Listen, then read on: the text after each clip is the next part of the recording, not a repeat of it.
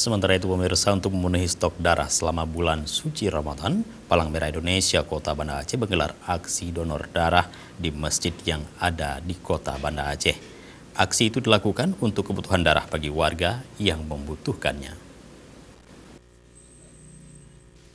Aksi jemput bola yang dilaksanakan oleh Palang Merah Indonesia selama bulan suci Ramadan di masjid-masjid, yaitu dengan cara petugas mendatangi jamaah tarawih seusai pelaksanaan ibadah sholat. Hal ini dilakukan untuk mengamankan persediaan darah selama bulan suci Ramadan hingga Lebaran Idul Fitri mendatang. Aksi sosial ini sengaja digelar pada malam hari selama bulan suci Ramadan, dan setiap malam ada 3 titik yang disasar untuk menjemput pendonor darah.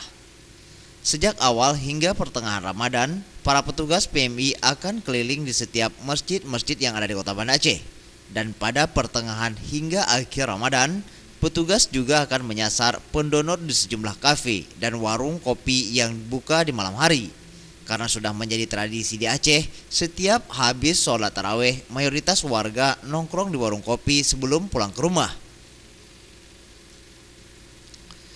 Dalam aksi donor darah di masjid-masjid ini, sejumlah jamaah terlihat antusias hendak menyumbangkan darah mereka. Selain kebutuhan darah selama Ramadan, darah yang mereka kumpulkan juga menjadi stok pada Lebaran Idul Fitri mendatang.